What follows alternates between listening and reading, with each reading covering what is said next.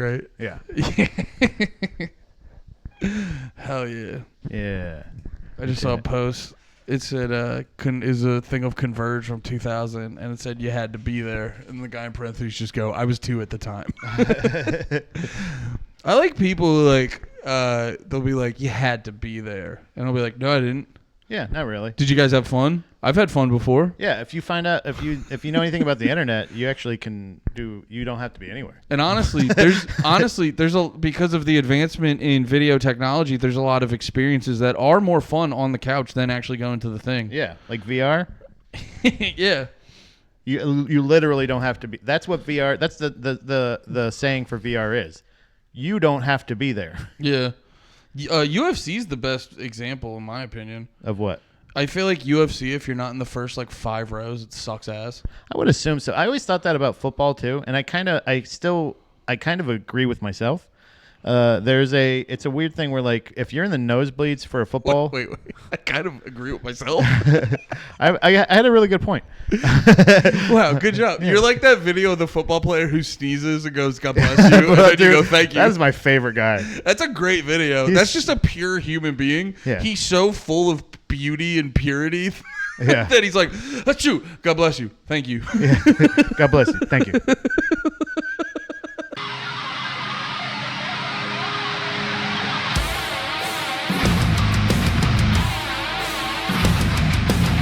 But anyway, football. That's just just in general of if you're in the lower bowl, usually it's actually not the great. There's a sweet spot of acceptable seats. Yeah.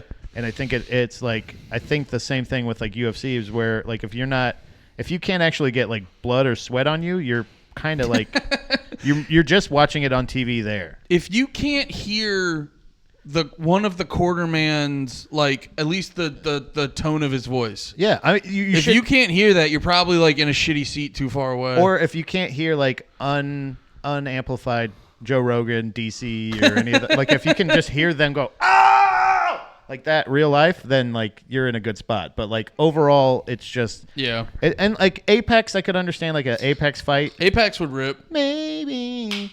Oh, welcome to Dragon Lake. Apex would rip because I've seen the fight nights and shit from the Apex. It doesn't really seem like there's too bad of a seat anywhere in the building. Yeah, it does. It's kind of Apex feels like they put the octagon in the middle of a Hard Rock. It's funny you put it that way too, because that's actually kind of so what they used to have was they would have somewhat similar, not as many events as they'd have now. But they would have events back in the day where they would have them at a Hard Rock hotel and casino, or a smaller casino or something like that, where they Mandalay Bay I think was another one, a couple different ones where you're I feel like they slowed down on that one. It's just they I think mixed it or they switched it with the Apex. What? That was a Vegas shooting joke. I couldn't tell if it was that or I was wait, didn't Siegfried and Roy happen there too? Wasn't it the Mirage? They shot up people, but for a different day. Yeah. Yeah. They didn't even have a tranquilizer dart for that tiger.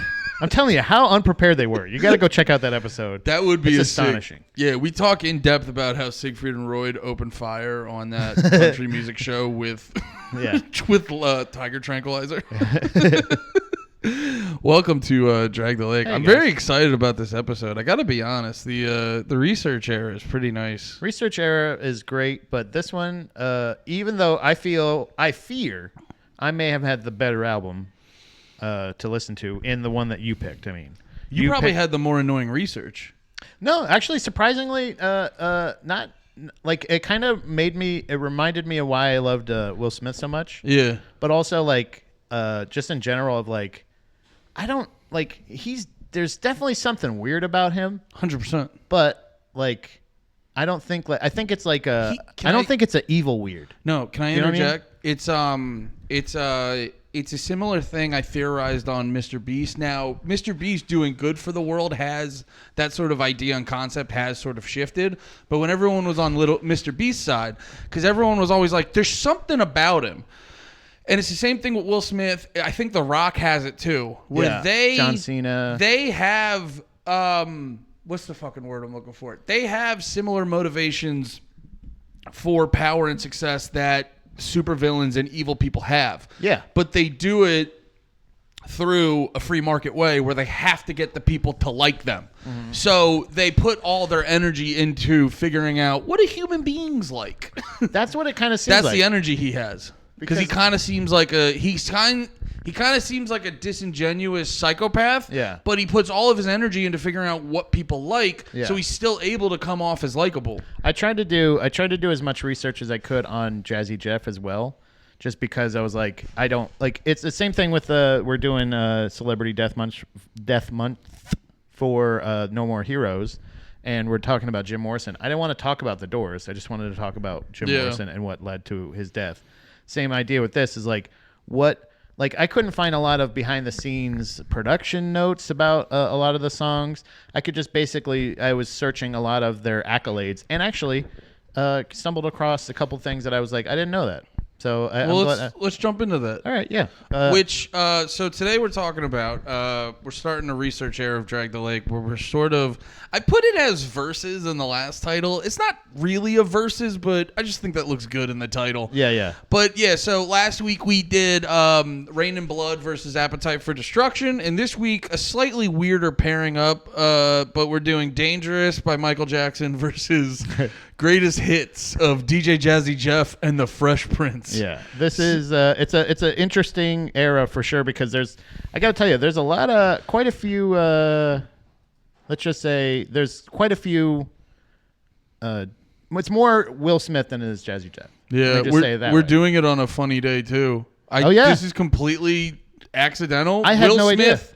The day we're recording, Will Smith just dropped his first album in 20 years. Yeah, I was listening to it actually while you're here, and they actually reunited for that album. Yeah, I was like, that's a hilarious fucking timing. This one's it's called Based on a True Story. Actually, I have that up too. Hold on, let me get that one.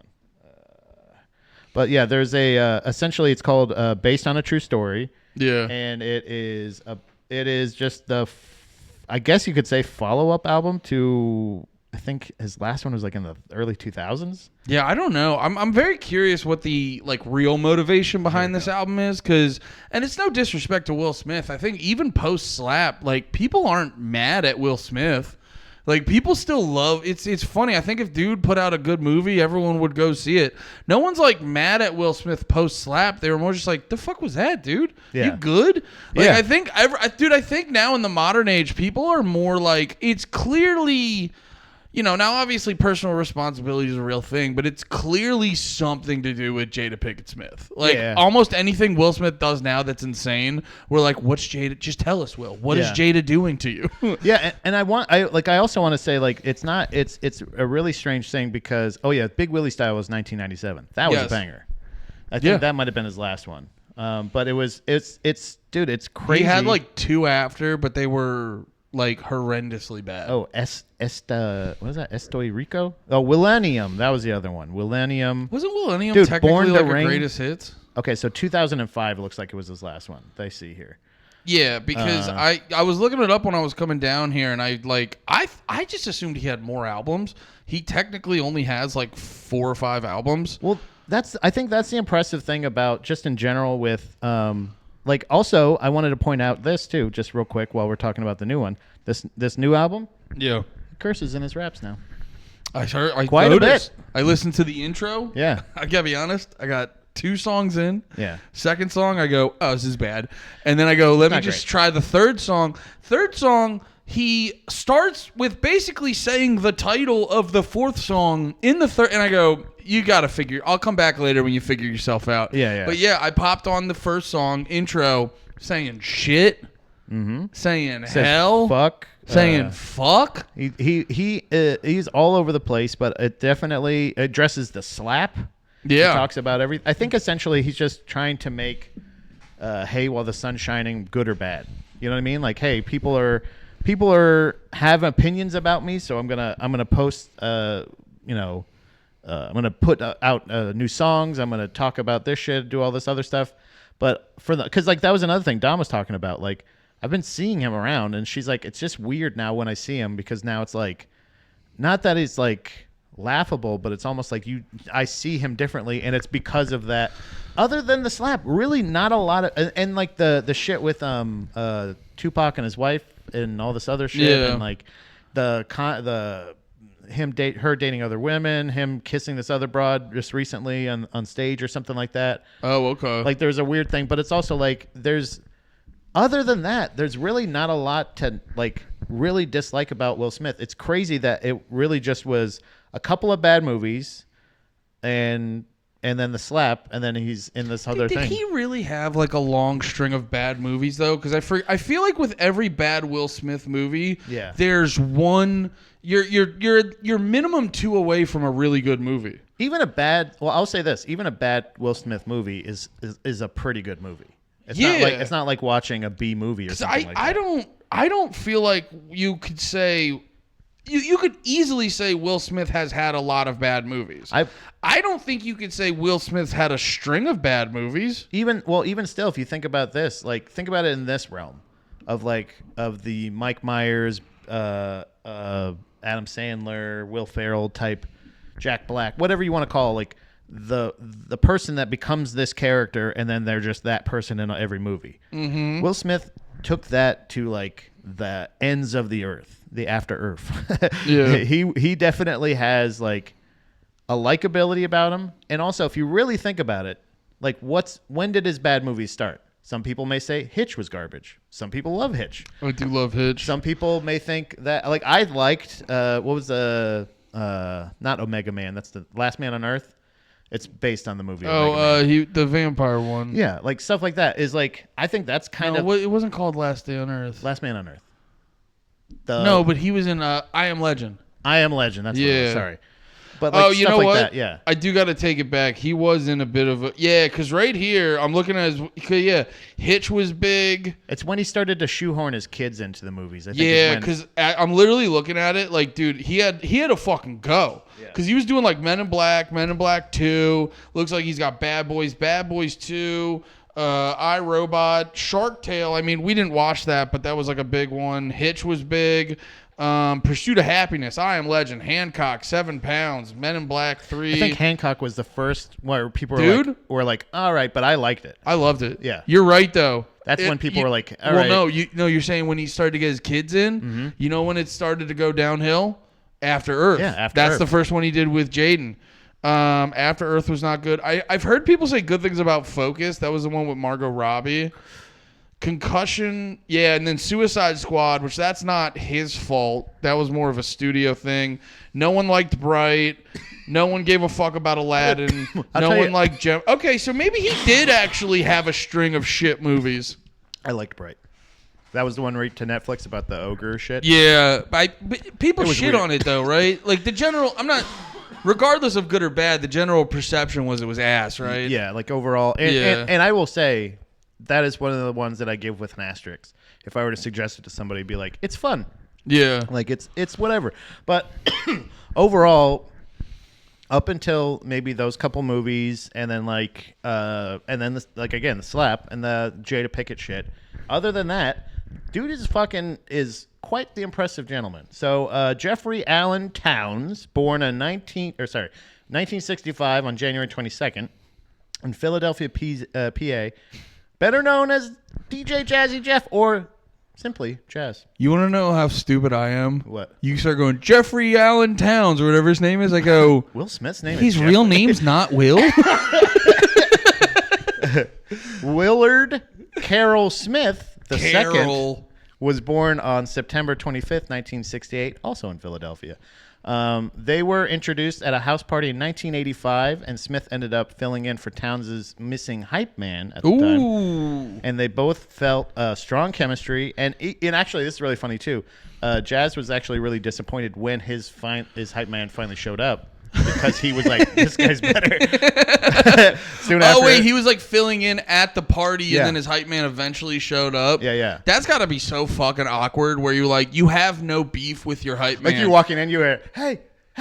And like everybody's going crazy and it's just like, whoa, this is fucking, this is a hot crowd. All right. And he's walking in there and it's just like, hey, wait a minute. Yeah, there's just a shot of Jazz just being like, yeah. Oh, fuck. Hey, Tim. Go ahead. Because that's so awkward where you're like, Yo, Timmy Timberland's here. What's up? he wasn't mad at his original hype man, and then Will got in the mix, and he's like, "Oh, you're just categorically better." Yeah. That makes sense that he was like a good hype man because he always seemed like a dude who was Very like charismatic. very fucking charismatic. That's why Will Smith could get away with being Will Smith in pretty much every movie he was in. Did you hear this stat before? Which I do. Sorry again. No, go I ahead. do miss in film. I do miss an actor who's just kind of that in every single fucking movie. Like the same in every, like you mean like Robert Downey Jr.? It's Bill Murray did it all the time. Robert Downey Jr. is a guy that like he's like the smart talking congressman. He's a Yeah. smart talking businessman. He's a smart talking that like no matter what he is Tony Stark. You know what I like to call him? Tony Snark. Please hit like and subscribe, guys. I mean, God. I'm earning it. You know, gotta give it. He may You know not what I have died at the end of the one Avengers movie, but you killed him right now. I gotta tell you, that guy roasted. Roasted. No, they're like they. We got a new Thanos right here. That's 2 clicks. Sorry, you just reminded me of thing in the fucking Michael Jackson album. Oh, it's Oh, gonna be no. so funny to make fun of that. Brother.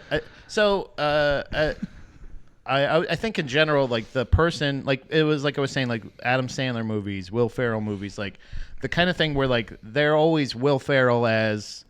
What if he played a basketball owner? He's Will Ferrell as a newscaster. He's Will Ferrell, like it's always a. He's Will Ferrell that kind of knows Spanish. Yeah, like that. Yeah. Each one of those things. So like Will Smith being such a great actor makes sense. I think just like you said, like where he doesn't have to. It feels effortless with him. Yeah. Like it really does. Every time you see him in Yeah. an interview, every time you see him talking, and I think that's the thing with John Cena, with a lot of the other, or The Rock, a lot of these other people. They're charismatic, interesting Yeah. people. Fun thing I just thought of. I didn't even think of this before. How crazy is it that Will Smith never really dabbled too much in wrestling? He would have been a phenomenal fucking wrestler. Yeah, I could see him cut a promo. Like at some Pretty point, hard.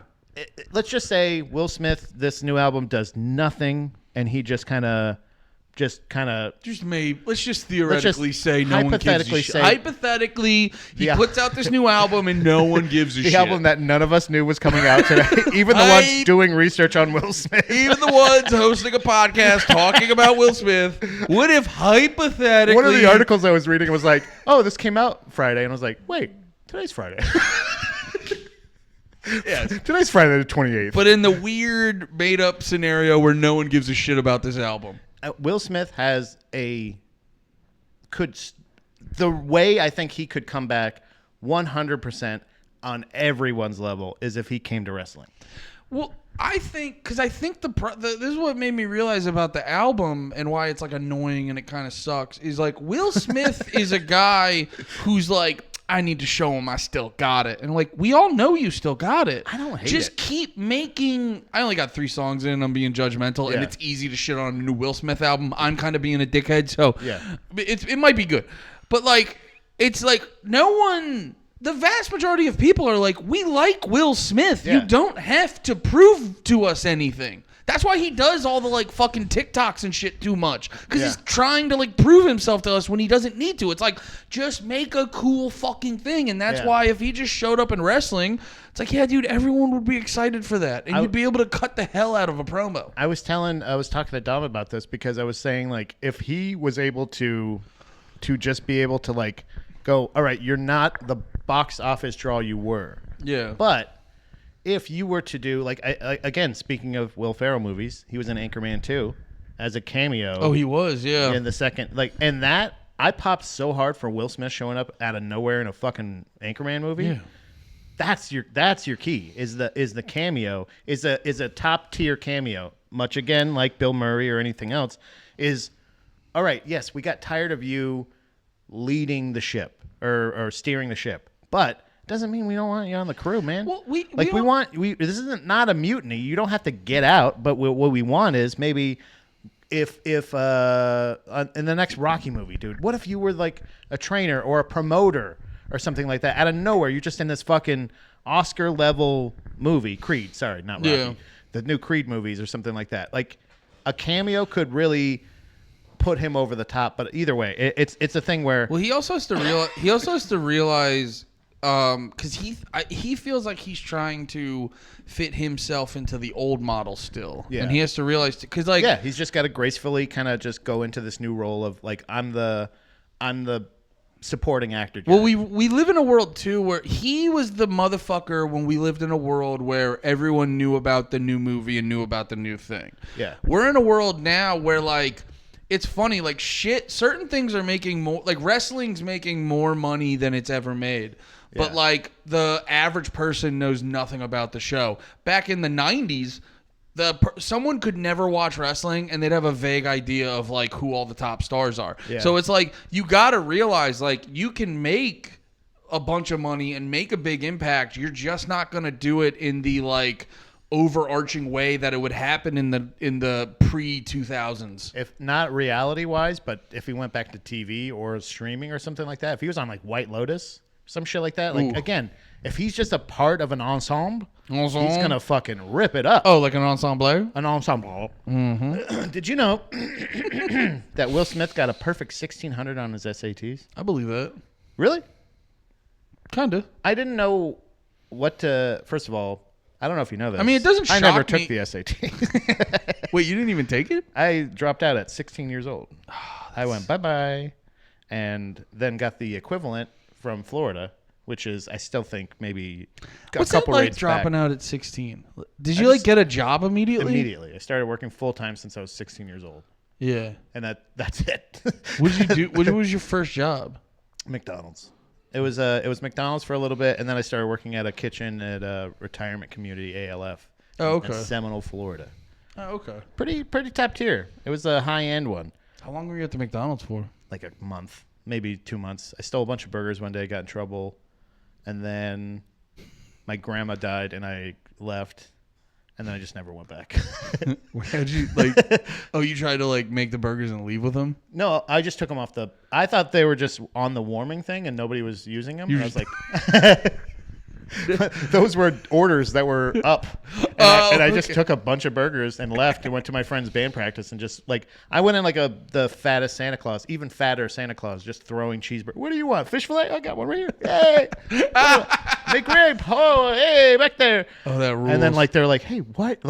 I was just like, oh no, that's my free meal. You can't just take all that stuff. I thought it was leftovers.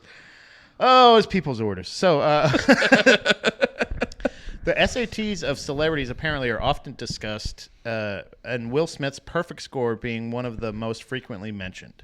Other celebrity scores that are really high, perfect score-wise, Ben Affleck got a perfect score, and also Bill Gates. Bill Gates. Bill Gates. I mean, that one's much more believable. Why? Because he's the one that's billionaire-wise? Because One guy pedophiles played are really Batman smart. and the other guy played a drunk fucking superhero. One got one of them possibly, most likely, Bill Gates could be involved in a lot of crazy shit. Maybe, who knows? You know, maybe he's trying to vaccinate the world. And Maybe he's Will just Smith trying to- smacked Chris Rock, and people still love Bill Gates.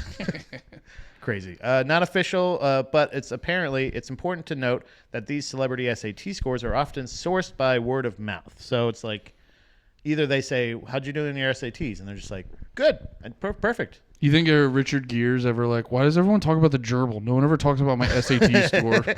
What was Richard Gere's gerbil's SAT scores? What did his gerbil get on the SATs? So this is from Grammys, the Grammy.com. So they did actually, for the 50th anniversary of hip-hop at the Grammys, I think it was last year, they did a reunion performance. Jazzy Jeff and Will Smith were featured. So they did a really great write-up. And You can kind of like know the anniversary of the hip-hop. Yeah. Because yeah. do you know how hip-hop came to be? It was... No, I was gonna They were like having they were doing I was gonna say it was at a Easter Bunny convention. guys, Please don't unsubscribe. a huge please favor. don't dislike. like and subscribe. Where You don't have to like and subscribe. Just don't Else dislike and unsubscribe. are you getting this shit? No, where did hip hop start actually?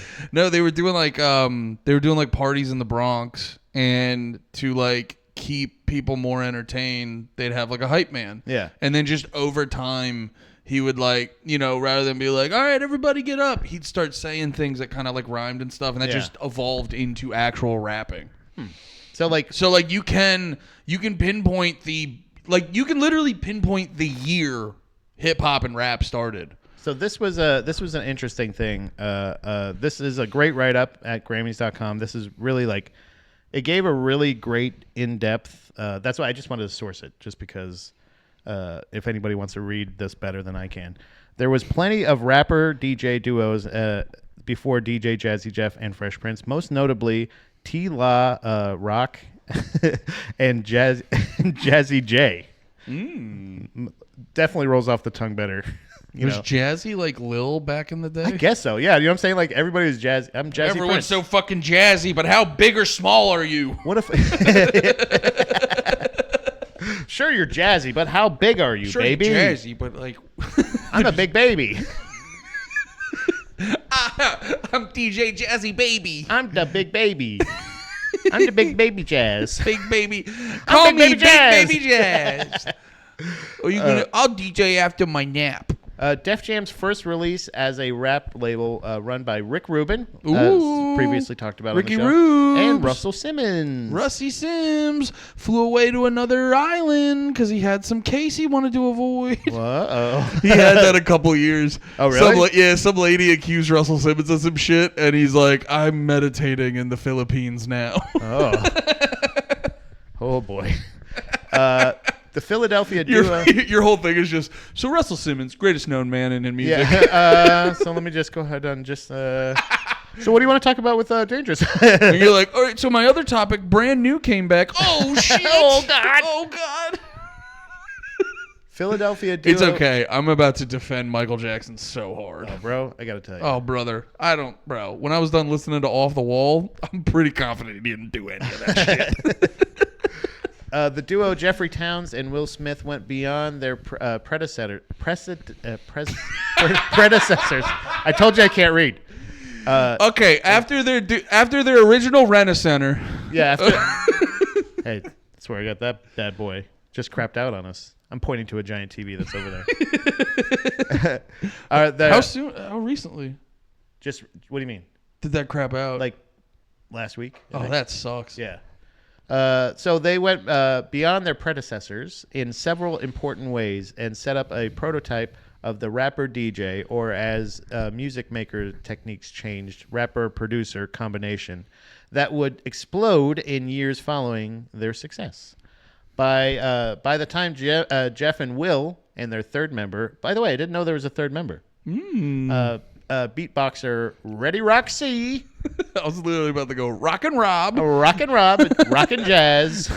Okay, and then we have Ready Rock Jazz. We have Reggae Reggie and Rock and Roll Ronnie. I gotta tell you, like early hip hop was like, it was so. If that was offensive to anybody, you're retarded. Well, no, that shows how like racist people were back in the day. Legitimately, Donald Glover I know Hannibal Buress also. I'm racist right now. I'm mixing up Donald Glover and Hannibal Buress. No, they both have jokes about this where like, oh no, yeah, Donald Glover's was like hip hop back in the day. It would just be like, I went to the hat store and I bought myself a hat. It's like, yeah, dude, that's the joke everyone makes about old hip hop because it was so. Like even when what was the one? Sometimes it makes me wonder how I keep them going under. He's like, broken glass everywhere. Yeah. People just don't care. And even that one was about being like, oh, yeah, I got to walk around crackheads to get to my house and stuff. But he's still saying it in such a nice, pleasant way. You have none of the grit in that, sir. It's everything about it just sounds pleasant. I want to take a stroll down that street with you. I don't know this for sure, but I'm like really confident. I bet you the aggressive nature of hip hop completely coincides with the war on drugs. Oh. And no, because literally, I could see that. I watched an old, it's not old. Crack is whack, and you gotta stop, baby. Fuck you, motherfucker. Well, no, because I was watching this documentary about New York gangs called Rumble Kings. And like in the 70s and shit, there was just as many gangs in New York and stuff, but it was literally just so like people could be like, yo, I can't walk a block without getting jumped. Yeah. Like, we have to have a crew. Like, there would be a gang every street and stuff. And Essentially, gang started as a buddy system for safety. Yeah, it just started as like everyone had a crew, so we could all buddy Everybody system. got your accountability, buddy? And it's we not- gotta come up with another name, motherfucker. No, and it's not that gangs weren't violent back in the day, but the violence ramped up the second that they started doing the war on drugs, because people don't realize the second you make something super duper illegal, you've now shot the street price of that item through the fucking roof. Yeah. And no level of like, no, but here's the thing. We have 3 strike rules, and if we give them 25 to life, it'll deter them. It never deters them, because they're on the streets and it's rough and it's bad, and they just are like, we need fucking money to get out of here and shit like that. Yeah. So that's why one of the most violent times in U.S. history was Prohibition. Yeah. You know what I mean? Yeah, and They didn't write one rap song either. not one. Stupid Italians. Nobody had bars back then. Literally, it was Prohibition. By the time Jeff and Will... I will kill you the first chance I get. The first chance I Because get. there's no bars, because there's no alcohol. They still had bars. That's where speakeasy came from. Oh. That's where the hip hop was going. Okay. That's where jazz was, right? Yeah. The first black music, right? No, it's probably something with a drum. You know, that was the first American art form, original art form, was jazz. What does that mean? Like, like painting and shit. French people had that shit or whatever. Italians. All them foreigners. Oh, like Here- the first original American art Like form? that was started in American, like, culture. Yeah. Was jazz. Well, it was technically harassing black people. Yeah. And then that's where the jazz came from. That's more of an art. It's not. There's not an art. art. There's an art There's to an it. art to it. Yeah. It's not an art. Fair It's enough. like public speaking. Exactly. And we know they like that. They released their first. These 3 geniuses. Woo! These prolific geniuses, Jeff, Will, and Ready Roxy, Ready Roxy. released their first single in 1986. Duos were a thing in Man, pop we need to music. get more shows. Someone call Manager Mark. Well, this is the weird thing that I don't understand. This is how crazy music, the business was in general, because they're like, this is the write-up in the Grammys.com thing. It says duos were a big thing in pop music. Like, just do it. Like, they're like, not like country bands. Like, they were just like, you know what I like? 2 people singing. Well, that's Just what. give me that. You see it throughout. That's it? That's all you need is just 2 people to do something? Yeah, dude. No, well, what happens is you see it throughout pop culture all the fucking time, where something gets popular and people look at the very base level aesthetics and they go, "That's why it's popular." Yeah. And you're like, "No, it's because of like." It's like I remember Neil Brennan Hall & saying Oates. it. Why else would that work? Wait, what? Hall & Oates. It's 2 people. It's That's 2 why people. it works. People need 2 people. You go, no, it's the fucking The songs. Have They're you doing heard songs. Maneater? Yeah. It's a great song. Whoa. That was going to say. There she goes. We don't get it taken down for. What? We don't get it taken down for copyright. Oh, because we're gonna nail Yeah, it. yeah. Yeah. But Soft Cell, Erasure, Heard Maneater was about you. Eurythmics. Don't start with me. Those are all some pop duos, I guess. I don't. It just that the sentence is duos were a big thing in pop music. Soft Cell, Eurasia, Eurythmics, and that's the end of the sentence. So I got to tell you, I am definitely illiterate. 1986. What year was Eric B. and Rakim? Because I was re-listening to this album again today, and I was like, okay, so they were a little bit before DJ Jazzy Jeff and Will Smith, because this sounded like the Disney Channel version of Eric B. and Rakim. Because a lot of the beats on a lot of the songs, like they would be songs like, you know, girls of the world ain't nothing but trouble, and like parents just don't understand. But like if you like the beats were actually pretty fucking good. I was gonna point out something. In a couple of the songs, I feel like other bands can do this. Like Muse does this a lot. The band Muse, they put out their, I think they're, damn it, I can't remember. I want to make sure I get the name of the album right. But their one of their albums they put out was basically like, they're like, what if we did a Queen song? What if we did a Michael Jackson song? What if we did this song? Like, and it just kind of each one of them would like just mimic another type of band or another something. Here, let me get it. The Second Law is 2012. Yeah. And it's really interesting because like each song sounds like oh they did a blah blah blah song. Oh, they did a blah blah blah song. When I was listening to this best of, it felt like one of them was like, it sounds like they're using a crisscross type beat. Mm-hmm. Like a crisscross sound like, and then he's also going like, and I'm willy whack, and you're like, wait, what? Are you just doing a crisscross? Like, I would like to coincide, like, find out the years of each one of those coming out, because like one of them came out and it's like, I can do that song. No, that's a really good point, because because also thinking about the other bands we're thinking about this week, where on No More Heroes we're talking about Jim Morrison and the Doors, well, mainly Jim Morrison, but I was listening to the Doors this week, and like the Doors, if you go like, what do they sound like? Yeah, if you had a band and you're like, quick, play something that's like kind of like the Doors, they could crush that in seconds if they were trained musicians. Yeah, if someone was like, quick, write us in 5 minutes, give us like a Will Smith rap song. Yeah. They would more focus on like corny lyrics than an actual specific sound, because you're right, he doesn't have like a specific sound over the years. No, and what it is it's almost like he is the greatest performer of all time. Mm-hmm. But like as far as being an original artist, I wouldn't say not good, just non-existent. You know what I'm saying? Like I don't think it's ever been a thing. It's like I feel like either somebody goes, because even in his hits, the ones I love, the songs off this album that I was familiar with already, that I'm already a fan of, Men in Black, Summertime, Parents That Just Don't Understand. A lot of these are sampled classic songs. Here Comes the Men in Black. Whatever. True. Men in Black is. I don't know the original sample. I didn't get that deep into it, but. Like each one of them is songs that you recognize already. So you already like them. Yeah. Then you hear Will Smith on top of it, and you're like, damn, I like Will Smith too. That guy's just a likable motherfucker. And which, what's funny about that? I just realized recently that's been a thing all throughout history. Yeah. I thought that was a new thing, because I started to know it's like easier to do now with pop artists and shit, where they like Nicki Minaj got real bad with it with her before she sort of stopped being like the top female rapper. Yeah. And shit like that. You started noticing like the last couple of her songs would just be like, all right, the hook's super freak, and then I'm going to rap in between it. I don't hate that. I don't hate it. I like when they take the melody. I don't like that.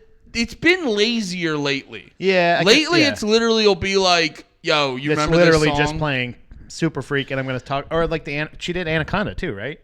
Yeah, that one's a little more creative. I'll give her that. And the video is the quickest I can come without looking at actual sex. So there's that. So my hat's off to you. So my hat's off. That's a wonderful song. I watched the video and I go, look at those butt cheeks. What a great song. What a great song. What a great song. Those butt cheeks are flapping. So Men in Black, Parents Just Don't Understand, Fresh Prince of Bel-Air, obviously. That's a classic song. Probably one of the first songs I ever knew all of the lyrics to. I bet you that's true for a lot of people in our age range. And also, did you enjoy the extended version? Yeah. Sure. Of what? Which one? The Fresh Prince of Bel-Air. Oh, yeah. Didn't know it had a couple more verses. Didn't know it was actually a really long song. It's a really long song. And like it's also like I thought I knew all the words. Yeah, you're like, wow, it takes you longer to get there than I thought.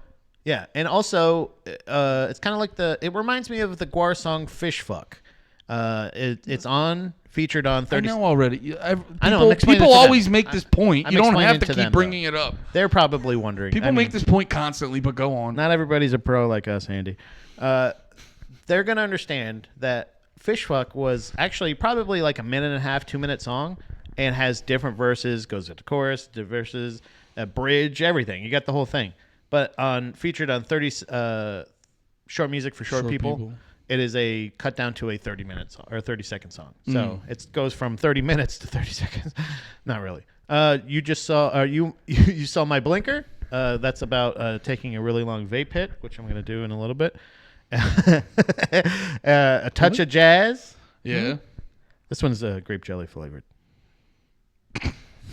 Got a jelly flavored vape.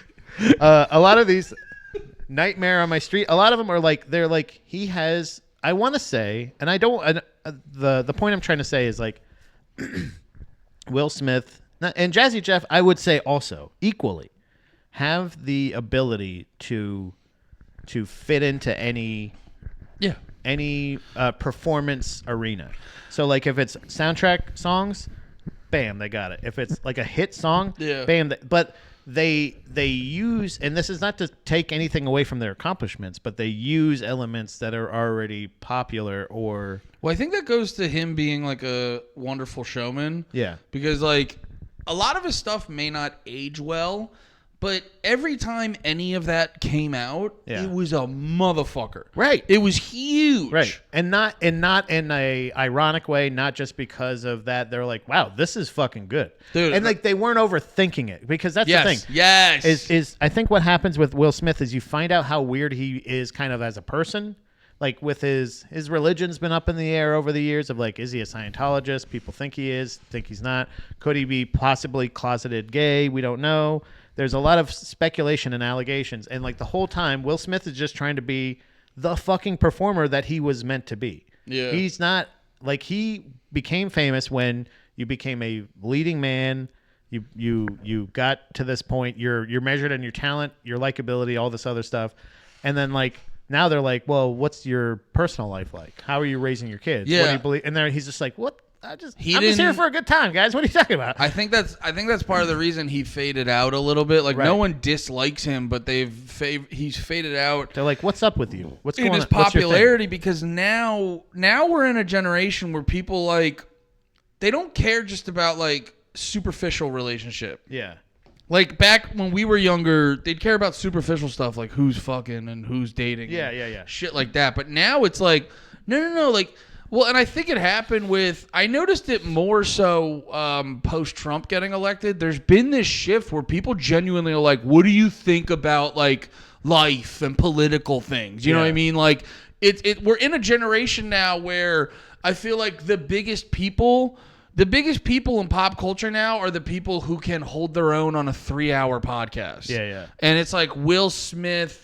Without like smelling bullshit, and I think Will Smith can do a really good interview. Has he been on Joe Rogan? I don't know if Will Smith's been on a podcast for longer than an hour, because I feel like Will Smith. I feel like if you heard him talking for 3 hours straight, you'd start to hit a point where like it's like what happened to Zuckerberg. Everyone was giving Rogan shit because they thought he was giving Zuckerberg like a layup of an interview, and I go, dude, if you really listen back to that, Zuckerberg throughout the interview just comes off more and more and more like he's bullshitting. Like there's that great clip where he's talking about, he's like, oh yeah, I just start shooting a bow and stuff. And Rogan asked him like the smallest, gave him the Name smallest 3 strings. name 3 arrows.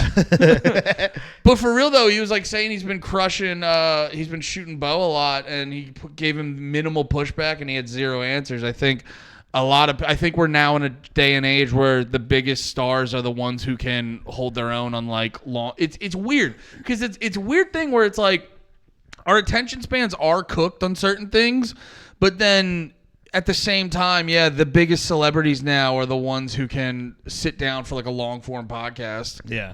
I think in general he was never meant, and I think the same for kind of Tom Cruise as well. Like they were under the mindset. They're probably the last generation of, and not even like they were on the cusp. They're probably the last of the dying generation of like, there was rumors about Marlon Brando, but never like people didn't really like. Yeah. There's no tweets from Marlon Brando. There's no like video of him getting out of a car and like slipping on, falling, like busting his ass or some shit, like making an ass of himself somewhere. There's just stories of him making. an ass of there's no confirmation on Right. it. Or apparently there's video footage of him fucking singing with a midget for 90 minutes. That we really, really need, actually. Have to see. It's the world's smallest man and Marlon Brando at possibly his fattest. You got to see it. Well, you know gotta what see also, too, if we're going to talk film for a quick second, I think we're also past the day and age of like, oh, he's in it, it's going to make make millions of dollars. Yeah. I don't think, like I was thinking about that with 2 movies.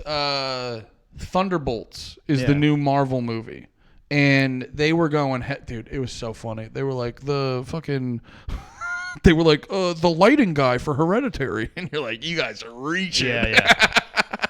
But no, they were trying to. The trailer looked whatever, and they were trying to go heavy on we got these people, and they did it for Doomsday Avengers. They're like, we got these people, and I'm just sitting here like, it's an Avengers movie. I know you're gonna have the big stars. Yeah. Is it gonna be a good movie? Why the fuck is Iron Man Doomsday? Yeah. Or Doctor Doom? Why is he a different person? Yeah. Who's Iron Man then? I don't know. I think Iron Man's dead, but also, well, We got a dead Iron Man. I guess too.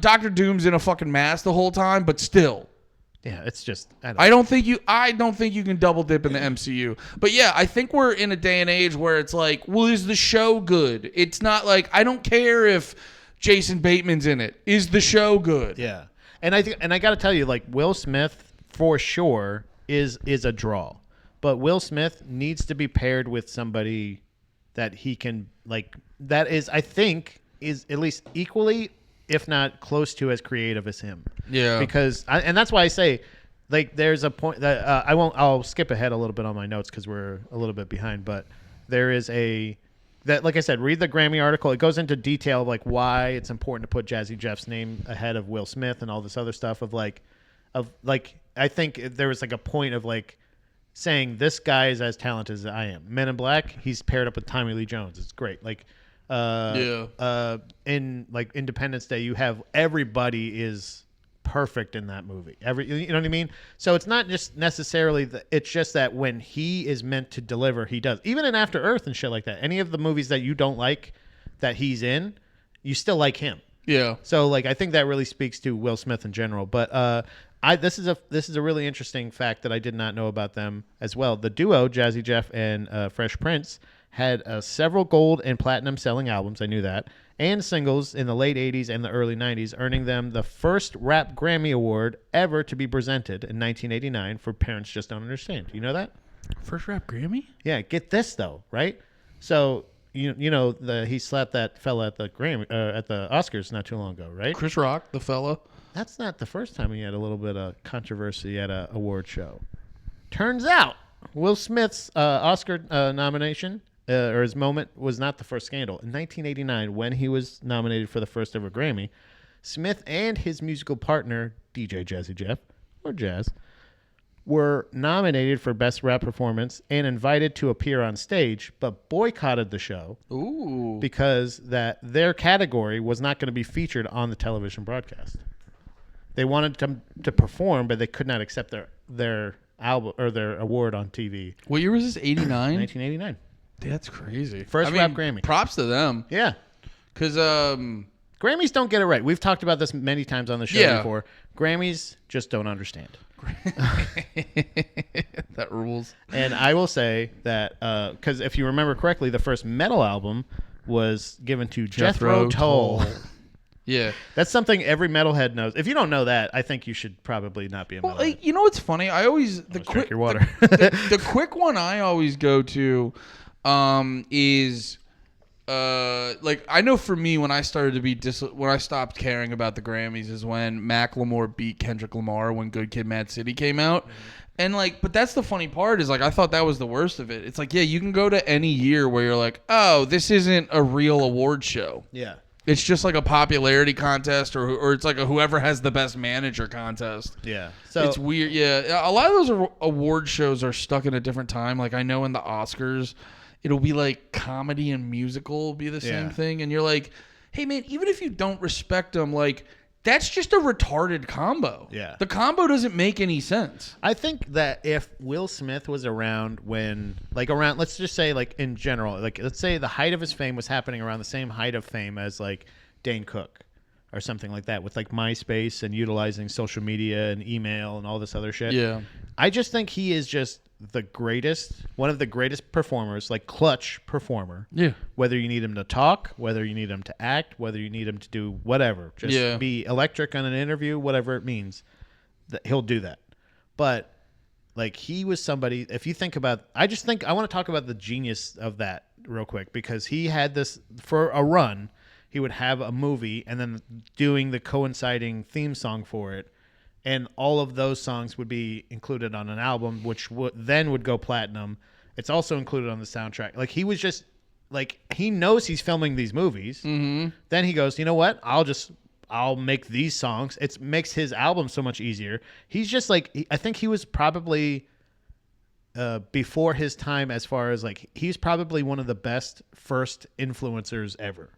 Because he was able to utilize all that stuff, him and Jazzy Jeff. Knowing how to like sell it and shit, the way and knowing who to team up with. Well, that's why I hate the Paul brothers, but I'll go. Their job is to get attention, and they know how to get attention, and they're not doing it in a respectable way, but they know how to do the job. But and he's doing it with talent behind it. Yeah, Will Smith's doing it with talent. Yeah, and it's crazy because like he has this thing. He like we just talked about. He put out his latest album today. Yeah, the first album in over 20 years, I think it is. And Curse is in it now. He's doing all this other stuff. I think he just, whether it be maybe the people that he was teaming up with before, he just had a real knack, I think, for the longest time of teaming up with the right people. And for them to be able to fully like. And you could be genuine. When we were kids, that's what Will Smith never leaned into. You know, as rough as his private life probably got, he never leaned into the like. And I'm not even shitting on it because I love a lot of like modern art and shit, like TV shows and music and stuff. Yeah.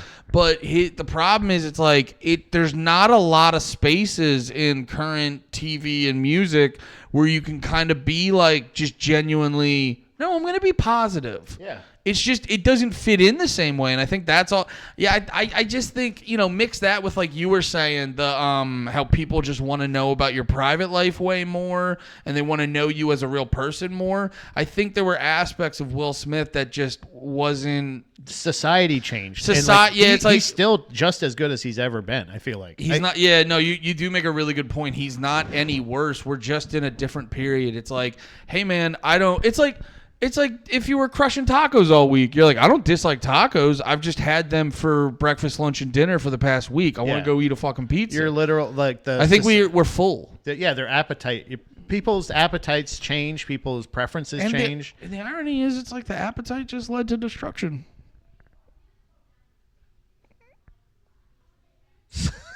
Anyway, like and subscribe. Hey, so yeah, that's basically. I mean, like I said, there's really not a lot. I tried a ton of different searches of like Will Smith, Jazzy Jeff production things. So I just basically pieced together a lot of stuff. I do highly suggest reading that write up on Grammy.com because essentially I was like, I can't word this better, so I just screenshotted a lot of it just because I'm like, this is really well put. And you were. What? No, go ahead. No, I was just saying. It's just in general. It was really interesting. Like. To find out some of those other things, and just it really made me think of like I don't hate Will Smith. I don't know why everybody like. I really thought there was this thing. I really don't like what he did at the Oscars, but I just think I still don't care. I just think that's the one thing I think he got wrong in the entire time I've been a fan of his. Well, you know what the funny thing, and let me be very clear. I love and respect the fuck out of Chris Rock. Crystal clear. Christopher Rock. Chris Rock. Clear. I'm gonna be crystal clear about Chris Rock. Yeah, love him to death. He was one of the fucking black guy. Christopher, if you're watching this, it's a reference to a previous episode. It's funny. You'll laugh. You'll laugh when you watch those episodes. I didn't say it with the stain on my face. He normally doesn't smile that hard. Big fan of Chris Rock. One of the first comedians I like got into after like fucking Cosby and shit like that. Actually didn't even listen to much Cosby, just love the other stuff. Yeah. Anyway, he's talking about Ghost. But like I didn't really there was something about Chris Rock not immediately punching the shit out of him that made me go like, well, Will Smith, that was kind of crazy. Yeah. That was out of line, but also what are you doing? It was crazy, but I was like, there's a weird thing when you're like, well, Chris Rock, why didn't you respond? And it's like, then for some reason I judge Will Smith less. Yeah. I don't know why. I don't know if that makes complete sense. I still have the exact same feelings about what that was. No matter what it was, if it was just a stunt, whether he actually felt that way, I think it was dumb as fuck. But I think in general, like with this, like going over this kind of all this like the past shit, like how he's done, and then just kind of like thinking about all the things that I was a fan of his for. Yeah. That shit, I was just like, like he's definitely been through some shit. And then I really did think about like actually thinking about the perception of media in general, just entertainment, everything is so like he's somebody that would plan it out like that. I'm going to film these 3 movies. I'm going to write these songs. Yeah. And I'm going to I'll have this and music video for this movie, have this music video for this movie, this music video for this. And like each one, even Wild Wild West, I love that song. And I love that fucking I listened to it on the way over here, and I thought I was gonna be like, oh, this silly thing. I go, this song fucking rips. Yeah, still, that's what I'm saying. It's like it's non-ironic love for somebody who is, I think, was ahead of their time at some point, so talented that they were able to somehow outlive their legacy still in the public eye. Yeah, like he didn't get to bow out gracefully. I mean, that's a good dude. Fucking, I remember. I'm notably addicted to Twitter. Not bragging. It's a problem. Dude, I remember there was crazy political shit happening when he slapped Chris Rock. Yeah. Dude, I didn't see a tweet that wasn't about that it wasn't until the 3rd day after it happened that I started to see anything besides that. All right, so 40 babies had their heads decapitated. Whatever. All right, can we figure out the number? I got to go talk about Will and Chris. Anyway. But no, that's also too, we can go oh, Will Smith fell off, but it's well, when he does anything, it makes viral news. So did he? Yeah. He might, the art may not be as good, but and as far as I know, I don't think the love is any less. Still not seen at Diddy parties, and as far as I know, also still not on an Epstein flight log. I don't think he was a big. I don't think he got fucked up ever. Yeah. I don't think he was a big drinker. I don't think he did a lot of drugs or anything. So it's so in general, the fact that he's done all of this and dealt with all of it sober. Jesus Christ. Give it up for Will Smith and Jazzy Jeff. Dude, I will say this though. Innovators and if they have any more greatest hits, I can't find them. Because you know what? They're all right here. Dude, I will say this though. If I could get as a known horny man. Yeah, please. To get Jada Pinkett Smith back, if you do watch the first season of Gotham, I don't know how many more seasons she's in. I've only watched the first, but if you watch the first season of Gotham, it did make me realize. I would put up a lot. I would put up with a lot. I made a tweet at the time. Actually, this was funny because I was watching Gotham right before the slap. I didn't even know the slap happened, and I put out a tweet. I go, Jada Pinkett Smith's so hot, I wouldn't kick her out of bed for fucking Tupac. And neither would Will Smith. Yeah, and he hasn't, and I don't think he will. Anyway, but so shout out to Will Smith. So the reason I told Pat to go listen to that was because that was a big one that I listened to this. And it was funny? I listened back to I was going through the songs on the way over here. And there's let's say there's 14 songs on there. Uh-huh. Oh, funny. This album has the exact same runtime as the album you picked.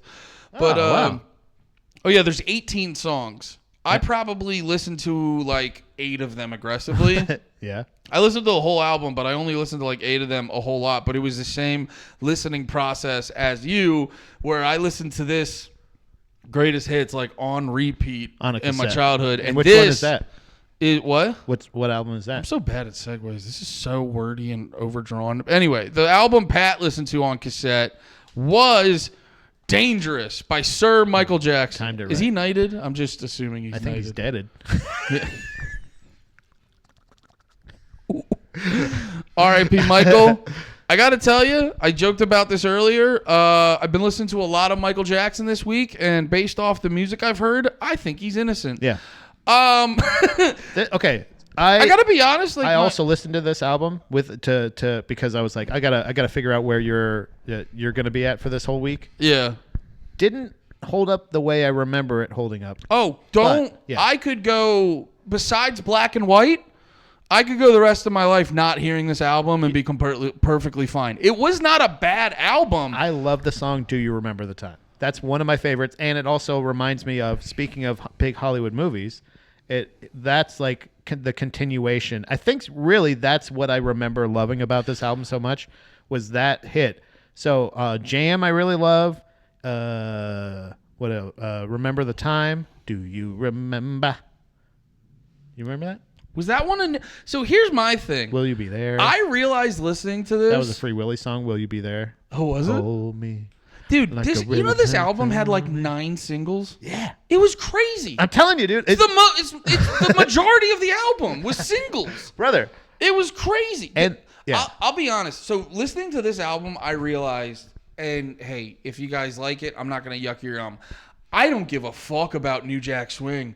It's dude. It's It was really a bad song. It's the style. Oh. The style of New Jack Swing. It's very like dated to me, and not in like a good way. It's not like bad, but it's such a hyper specific dated style that was a big part of for me. So the first half of this album, I was like whatever about, because I realized I don't give a fuck about New Jack Swing. But I will say when Black and White kicked in, that song fucking goes. Yeah. The rap break?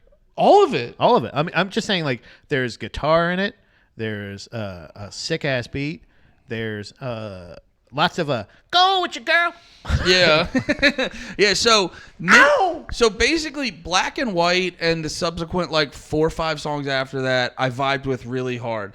And then the end of the album, it's not bad, but it all sounds like songs, like you said, it was for Free Willy. Yeah. It sounds like those non-offensive songs, like ballads they do for movies and shit. Yeah. So like this was not a bad album in my opinion. I just was, so I started to dig into other Michael Jackson and like Thriller and Bad Rip, but dude, the one I fell in love with, Off the Wall. Okay.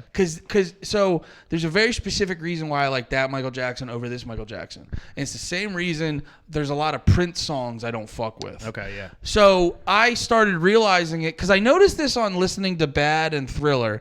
And then I started listening to this. And a style Michael Jackson implements later in his later years is, and I think this is because I'm a drummer, so he just lays out a drum beat. And he basically goes, all right, we're just going to repeat that for 7 minutes. Yeah. And then the song develops around that. But it just sort of sits in this like one groove for the whole time. And if you go and listen to a lot of the songs Off the Wall, they're doing like the traditional verse, chorus, bridge, chorus, stuff like that. Yeah. Musically, it's a little bit more dynamic and like... It's a little more dynamic and broken up a little bit more from moment to moment. The long jam vibe of these songs, I'm whatever about. Yeah, I can That's see that. why Black and White was so good to me, because it kind of broke the mold that they already established. So that's where, basically musically, that's where I sit. But a lot of the stuff, and I'm curious where you're at with it, but a lot of the stuff surrounding the album was really interesting. This is I think that's, again, this is such a a pivotal album in my youth, because this was like my first experience. So 1987 was Bad. That's when that came out. And that was a year after I was born. So like it wasn't really mine. But 1991 was like me in like beginning to ingest media. Like I was probably 5 or 6, something like that. So this was like a first album in general. Yeah, this was just like in general. Like this was was like your intro to music. Yeah, I mean, really. Oh, Like, okay. I really kind of got, because I got to a point with Michael Jackson. Like everybody's a fan of Michael Jackson when you're a kid until you meet him. And then Michael Jackson's a fan of everyone when they're a kid. but it's a better way to put it. But there's a string of albums that he would put out. I got to take the jokes back. I'm on the fence. Well, let's just say that allegedly. We'll just put allegedly on all of the jokes that we put on, because really it's joked about, but really, come on, man. Look at all this. Like this is such good art. Yeah. He just wouldn't have time to be a pedophile making all this art. So there's Can I be perfectly honest? What? And I'm on record being very anti-pedo. Like a lot of people try to like You have. A lot of people I try to convince him, and he just won't listen to me. all you guys. I'm like, bro, come on. Pat, Lemaire, Nate. Don't you want everyone's to be trying an elite be like us? We're a Hollywood elite. They're like, come on, dude. We're trying to get into entertainment. Yeah. Don't you want to live forever? No, I want to have integrity. Drink those baby bloods. Dude, I'm just at an Epstein party begrudgingly. Okay, guys. Yeah. Can I have a beer? Not until you finish your baby blood. Well, no, but anyway, this is a weird thing. This is a weird thing for me to say because I have, but you can pull up a lot of video of me being like aggressive, not just like, yeah, obviously pedophilia is bad, like aggressively anti, like anybody got a wood chipper, like, you know, shit like that. Yeah. You know what I mean? Like, so I want to say that before I say this, but sorry, I was about to say the more I ingest of Michael Jackson, it all just sounds gay. Pause. But no, the more media and information of Michael Jackson I get in, I'm like, he comes off like a good person. Like, dude, the tour he did, it grossed $100 million, like 218 in current money. All the profits of his Dangerous tour went to charity. Right. And I'm like, dude, he literally just might have a fucking thing. He might have had a fucking thing. Now, okay, when you watch the video of him trolling around with Macaulay Culkin and the fucking Goonies and shit like that, it's inappropriate. Don't get me wrong, it's inappropriate. But I think there's an argument where I'm like, he might have had some sort of like mental thing where he was mentally a kid. Yeah. Now, that still doesn't justify a lot of inappropriate things he did. It's still very weird to be. I don't think he fucked a kid. No. I don't think he did. I don't think it was a sexual thing. I think it was a weird comfort thing for him to be around kids because kids still highly inappropriate. Yes. Yeah. No, and that's what I'm saying is like it's almost like so if I was a huge fan of Michael Jackson's catalog as well as like the Jacksons, the story and shit like that. Because all five around that time. Well, no, even the dad. I love that guy. Yeah, Joe Jackson whipped him into shape. Whooped him right into being like by the way, phenomenal. Quick sidebar. Yeah. Did you watch the Black Dynamite cartoon? No. It's one of the funniest episodes. Oh, really? Yeah, you find out the truth of Michael Jackson. Yeah. Yeah. A lot of people don't know about the Black Dynamite cartoon, let alone Black Dynamite. Yeah. One of the funniest movies ever. Go watch the cartoon. There's an episode about the true story of the Jackson 5. It's so fucking funny. But I remember, I don't know exactly the year, but around the same time as like when I was a kid, there was like a mini series that came out on I think ABC or some one of the broadcast stations. It was the literal story of the Jacksons over the years. Gotcha. And it was hours and hours long. It honestly, I'm gonna probably rewatch it after this because it was still like not only being like them growing up in Indiana, but then you remember like the Pepsi fire, the shit where his head got burned, all this other shit. So like I was very invested as a fan of Michael Jackson, as well as loving Free Willy the movie, the soundtrack. This album in particular was huge with me. But I loved the like you said, all the things that surround his albums. Yeah. So like from I think Thriller, Bad, and also like 5 years apart each time, 4 years apart from Bad to Dangerous.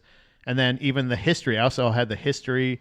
That's a great one to check out. It's a double. Was that a greatest hits? It was like a double disc greatest hits, but it also had a new song, "Scream" with Janet Jackson. So speaking of greatest hits, I'm not cutting you off, am I? No. I was just gonna finish by saying each one of these also had like cinematic, like a mini movie made about it. When Thriller.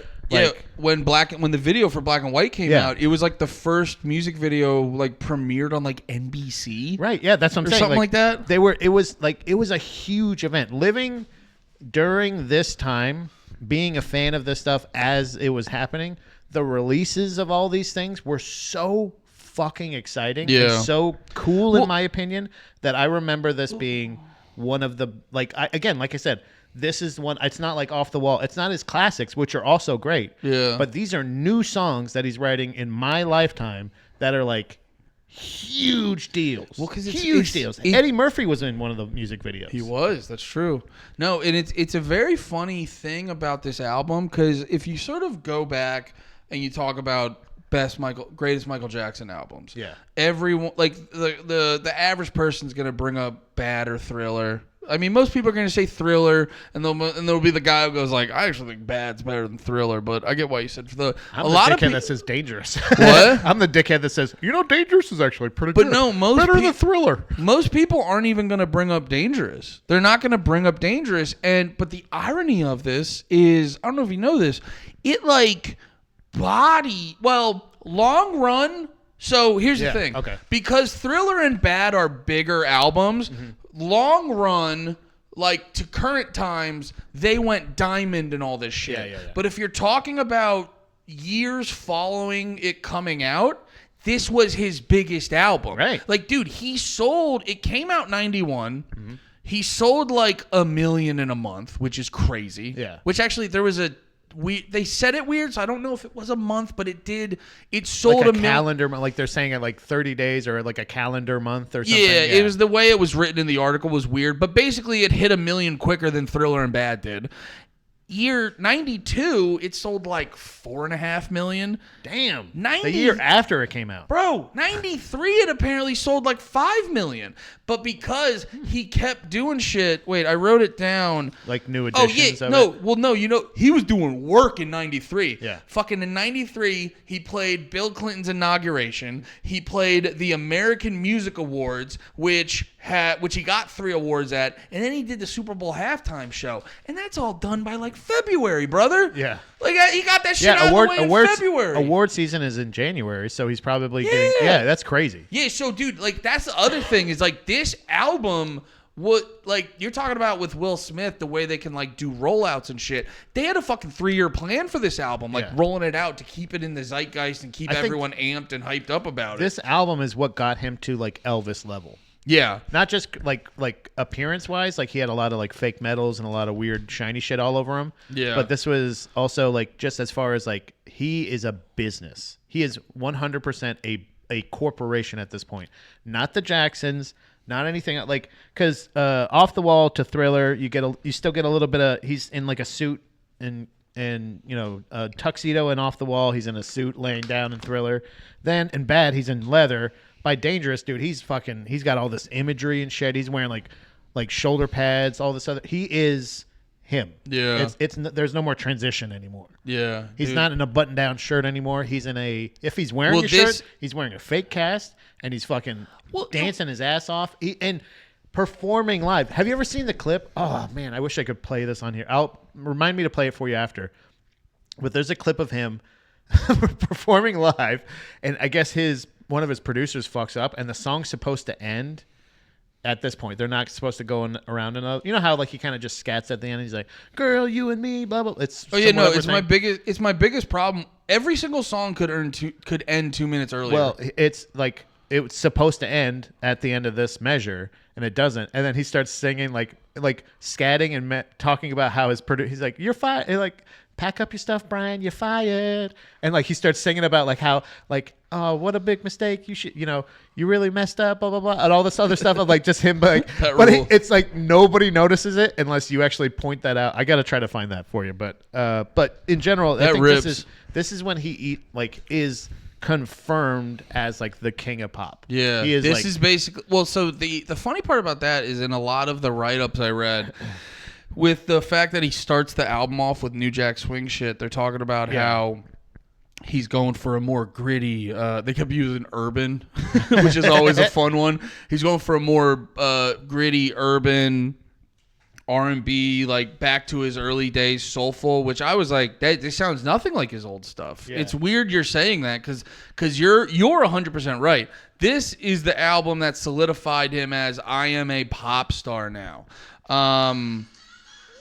Sorry. No, you're good. I found it. No, it was funny too. Going off something you said earlier, apparently, because I was asking you, his story is like a greatest hits. Yeah. This album, in the build up to working on this album, he was actually supposed to put out a greatest hits called Decade. This was really funny. In the same vein as apparently Madonna had a greatest hits called Immaculate Collection, which like sucks ass and rules at the same time. Yeah. I got to give Madonna props for that one. But yeah, so they were working on that. he apparently. Oh yeah, he like so they were working on the greatest hits, and then they were trying to write like a His couple. greatest hits, by the way, is a definitive greatest hits in my opinion, because it came, and I think because it came after Dangerous, Yeah, they made it a 2-disc. I don't know if that's why, but it is a 2-disc greatest hits, and there are hardly any skipped songs in my opinion. yeah. Like it's a. I had that one as well, and there's this big huge statue of him, like on the cover and shit like that. It's such an epic looking really? double. Yeah, it was a really That's awesome double album. But like that kind of speaks to that same thing of like he is that huge. But like for them to put out the double disc greatest hits after this makes a lot of sense if he's working on it already. So get this. So they're working on the greatest hits. They write a shit ton of songs. So they're like, we want to put out the greatest hits and then throw in like 5 to 10 extra songs, something like that. So they're just working on music, and by the end of like 91 or something like, by the end of, that's right. So they start working on the greatest hits at the end of 89. By June 90, they already have like 50 songs. Yeah. Yeah, and then Michael Jackson, I forget exactly why, he was going through a lot of shit. He was trying to like transition his career into being like a movie star and stuff like that. He has a panic attack in his studio. Yeah. So that they cancel the album, push it back and stuff like that. They don't do the greatest hits was going to be called Decade at the time. Yeah. They cancel all that, and then they were like, "Well, we wrote an album." And so that a lot of that music turns into Dangerous. Yeah. And by the time they were picking all the songs of the album, they had already written like 70 songs. Yeah. It's fucking insane. Which a lot of those songs then there was a list of like 10 hits that came from this original writing session. That's crazy. Yeah. Yeah, he's somebody that would understand that, like after artist dies or something like that, them finding out that they have like a catalog of music that they can still like release or something like that. He would be somebody I would totally believe and would still have good songs. I would guess he probably has the same, like, how many albums did he put out? I mean, he's probably got a whole similar amount of music left. Yeah. In the archives.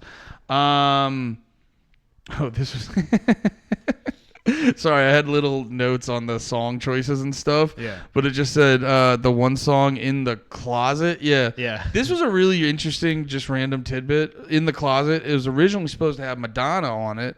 They eventually went with Princess Stephanie of Monaco. You go, what the fuck? So That's wait, weird. the singer Madonna wasn't available.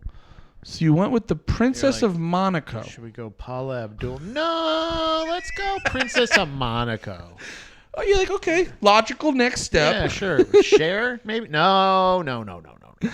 Yeah. That's so weird. It's so fucking random. Oh, dude, and this was a funny one. It kind of coincides with our episode last week, but Slash is on one of the songs, and it took them a year and a half to coordinate. That makes a lot of sense.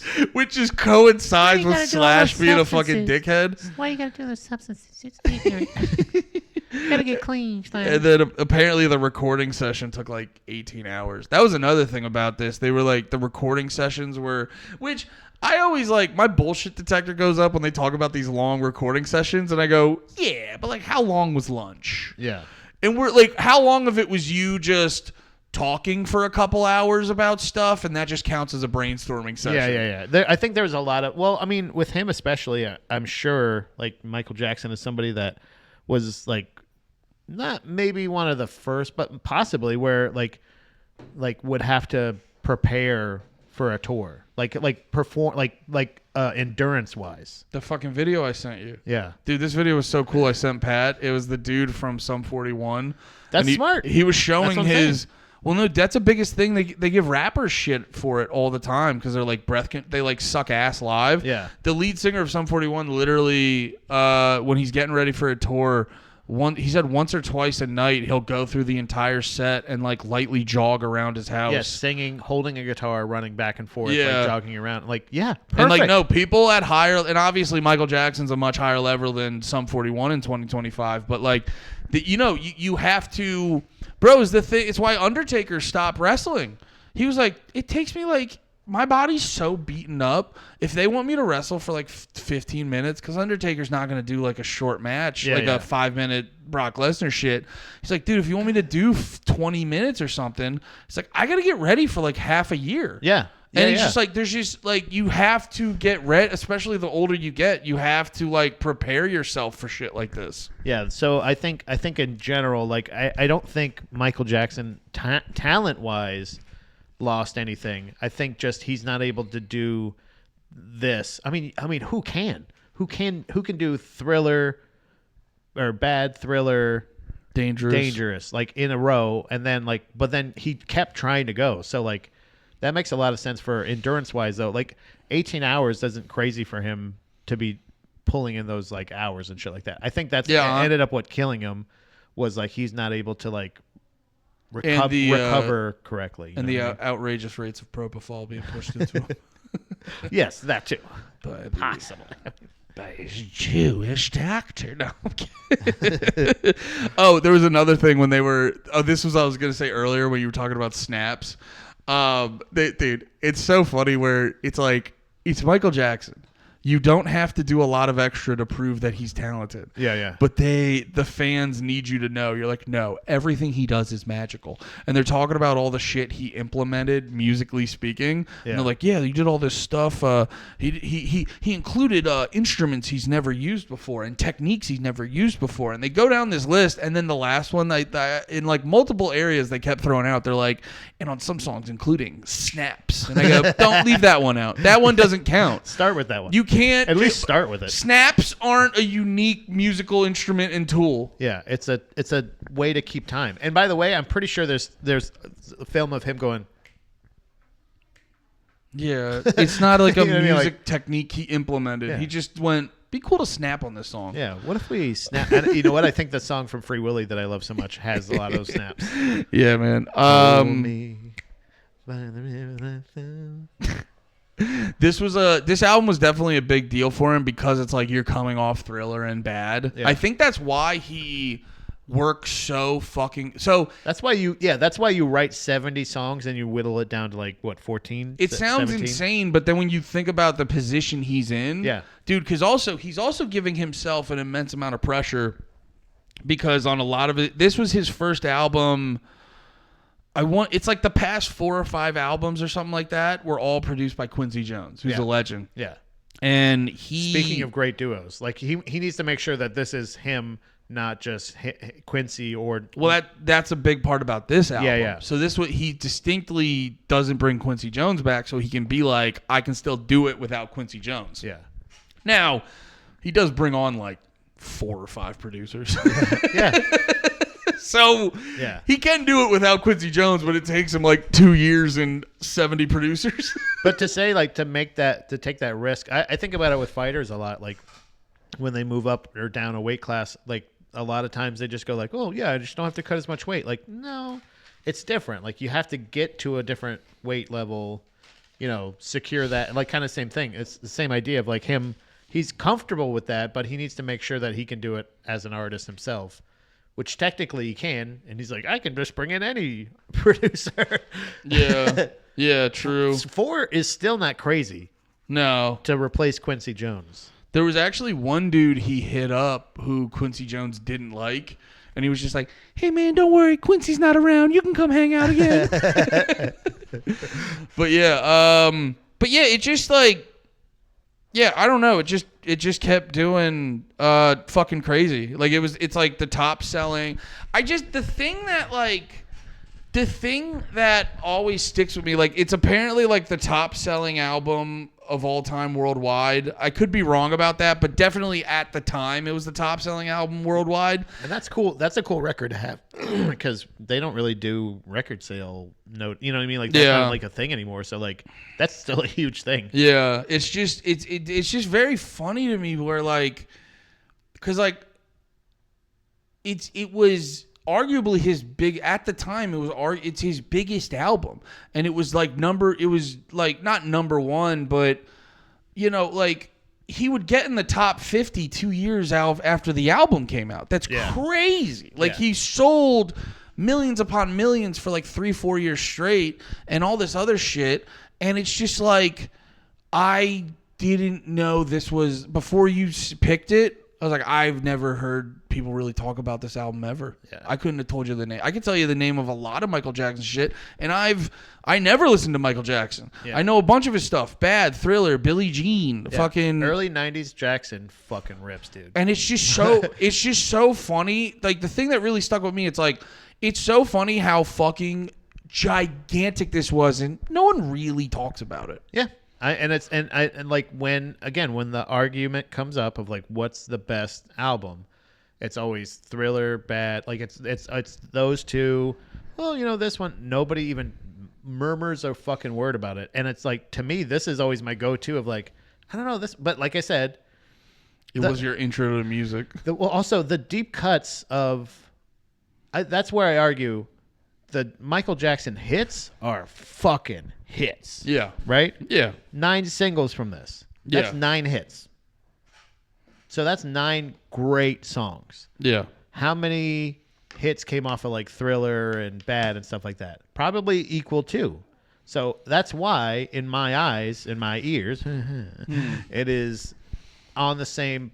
At least it should be in the discussion. Like, it is a preference thing, I think, a lot of times, because like you said, Off the Wall, Bad, Thriller, like it's just which one. But this was my era's Michael Jackson banger, and to hear that it did as well, if not better than all of those other ones. Again, time wise. Well, I think the problem with the album, 5 million records sold in the 3rd year is crazy to I'm me. pretty sure that was the number. Yeah. Even if that's close. I will say that it's definitely a couple million. But sorry, I was gonna make a 6 million joke, but I couldn't think of anything. That's why I just fucking short circuited. Nazi. I don't know. Fuck, I forgot what I was gonna say. Oh yeah. I think part of the reason is I remember reading a lot of the reviews were mixed, and one of the criticisms people threw out there a lot is that the album felt disconjointed, which I do think there's I will say that. there's yes. a fair argument, because it was so funny, like all the stuff talking about the contents of the album, where they're like, Michael Jackson's doing a new Jack Swing album, and then you listen to it and you go, yeah, and until Black and White, and then it completely shifts into a new album. Right. And then the second half of the album has 2 vibe shift in it of its own. So it's a lot of good songs, but it does feel very disconjointed. Yeah. And so like there could be, and like I'll say again, I think the new Jack Swing stuff is a little dated in not the best way. Yeah. Because at first I was like, New Jack Swing is a dated style. And I go, yeah, but also like Thriller and Bad and stuff sound dated. But at the same time, they hold up a little bit better than the New Jack Swing stuff. I would agree to that. Yeah. It's like the difference between, like, if you hear, like, More Than a Feeling. Who did that one? Was that Kansas? No. Boston? Boston. That one holds up, but it sounds like 70s rock or whatever. Yeah.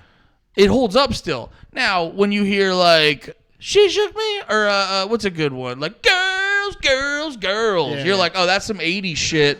But it's also, too, it's like, if you put that on a party, people are going to be like, are you playing Girls, Girls, Girls? Yeah.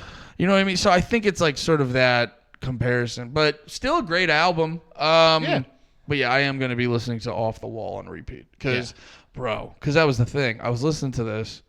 I got to the end of it somehow, all 116 minutes or hour and 16 minutes, and then Spotify just keeps going, and it starts playing "Rock the House" or whatever the fuck it was, "Rock with You" on Off the Wall, and then it just starts hitting me like, 70s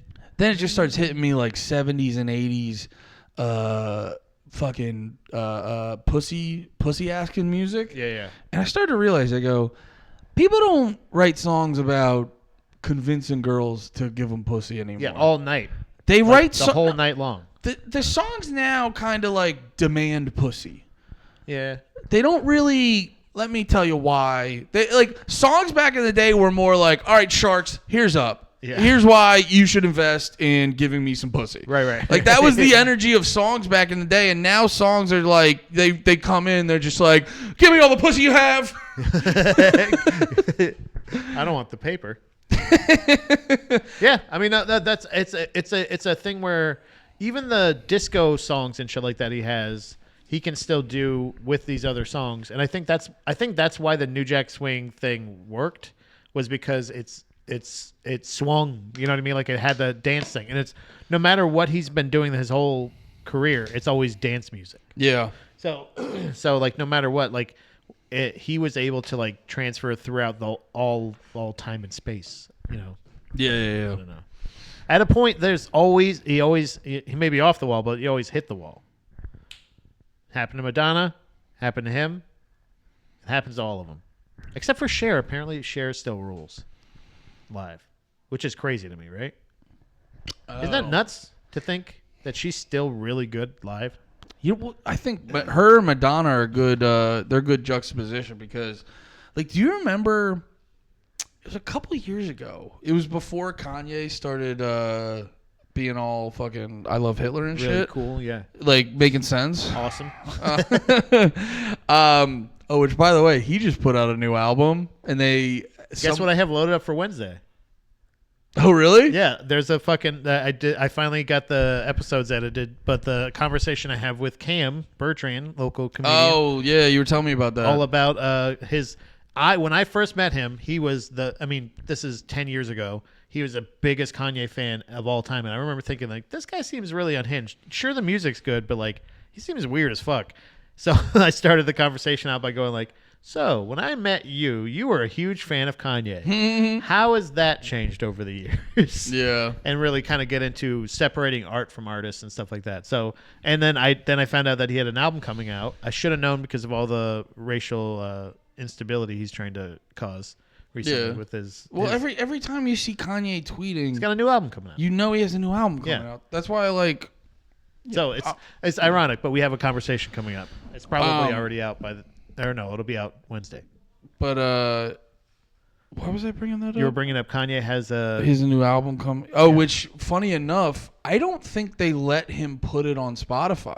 Oh. I don't, because it's on YouTube. Okay. You can listen to it in a 40-minute video on YouTube. But I looked it up on Spotify, and someone else uploaded it under a different name. Oh. So you can listen to it on Spotify, but Kanye didn't actually upload it on Spotify. So I don't know if I didn't look into it. I don't know if they said he could or couldn't.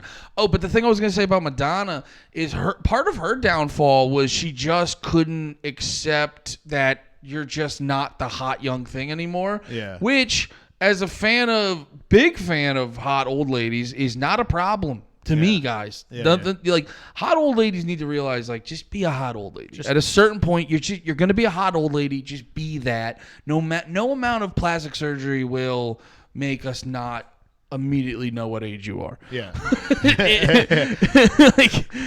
But no, like, dude, this was like a couple years ago before Kanye started being current Kanye, and it was a video of like Madonna, Kanye, and like 5 other celebrities, and they were like trying to take pictures like it was just them hanging out, and then you saw behind the scenes shit, and you were like, did you set up a couch in a studio so it looked like you were all at the club? I go, this is the weirdest fucking most desperate sad thing. And you know what Cher did?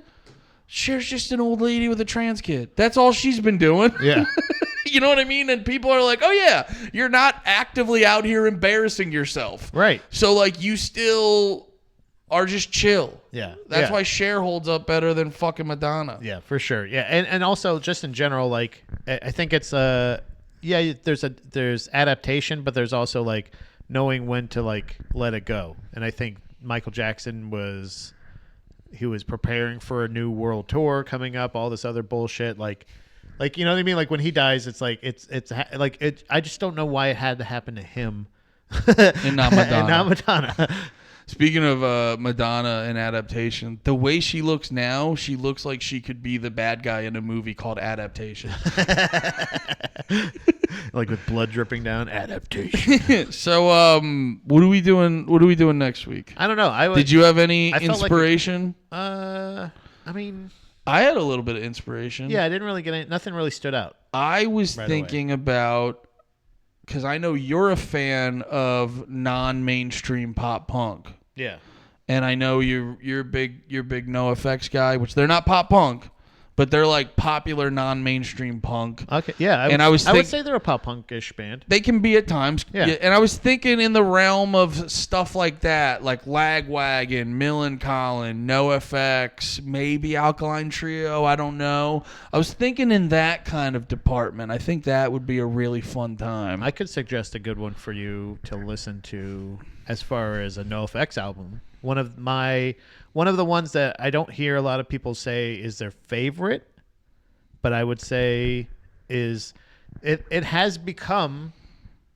It used to be So Long and Thanks for All the Shoes. For years and years was the name of the album that I love by them.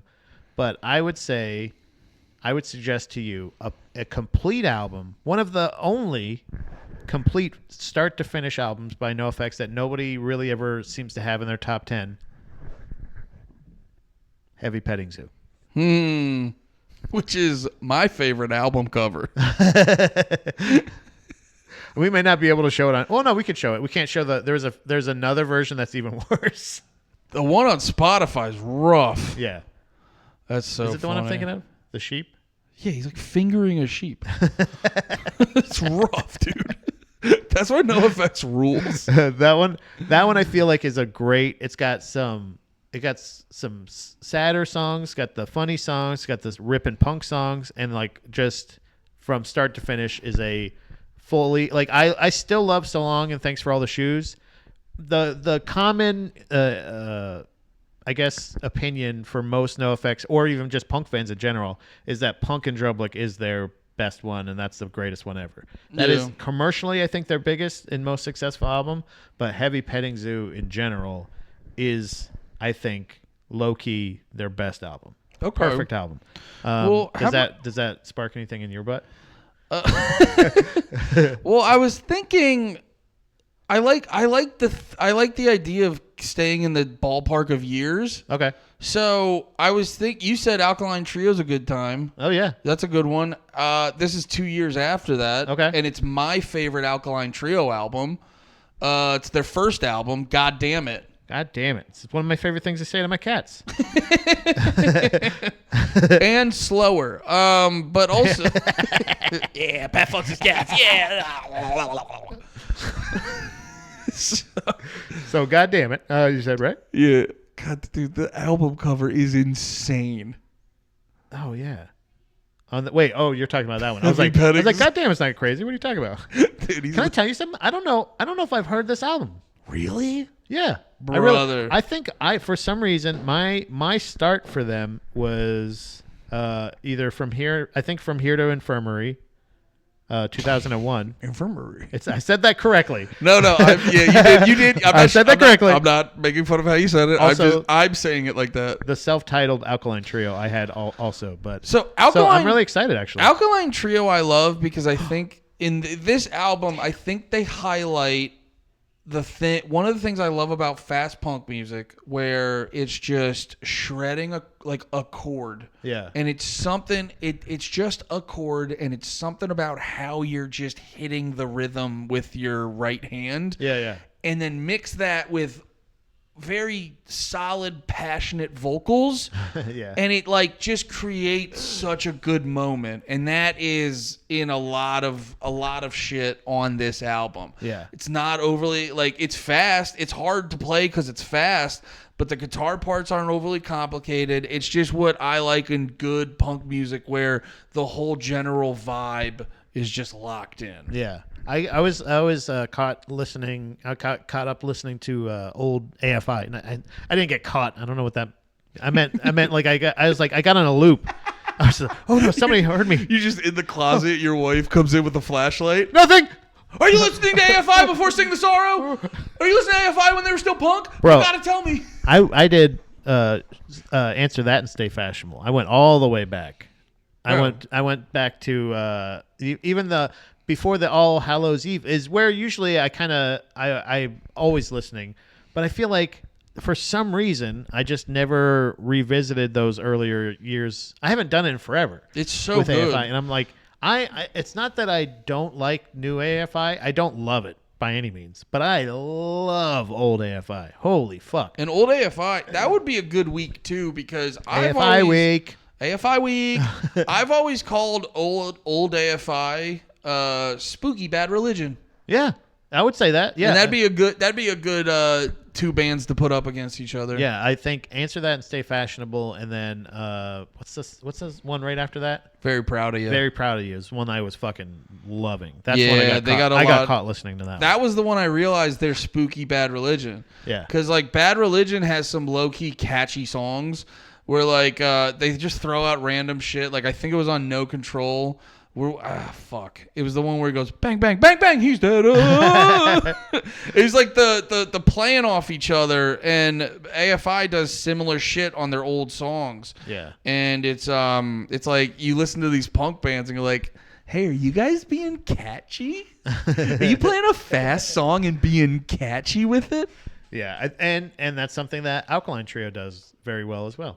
So Yeah. I think there's a good correlation here, and I'm really excited to delve into an album that I like I said, I don't think I've ever listened to. You love the band, but I you're love the not band. super familiar with the album. Yeah, so that's I'll find out if I love it as much as you did, and we'll find out more about each other. We'll all find out next week. We'll kiss and on everything. Drag the Lake. I have I don't know if you want to do this on this episode or if you want to wait for the next one. I have a quick Pit Police. I don't know if you want to. Yeah, why not? You want to try it? Yeah, I just realized I've been crushing Mussy this whole time. Oh wait, yeah. Not that. Charles Manson. Oh, I love this one. Have you seen this? This one's my Okay. favorite. All right, let me pull this up. I'll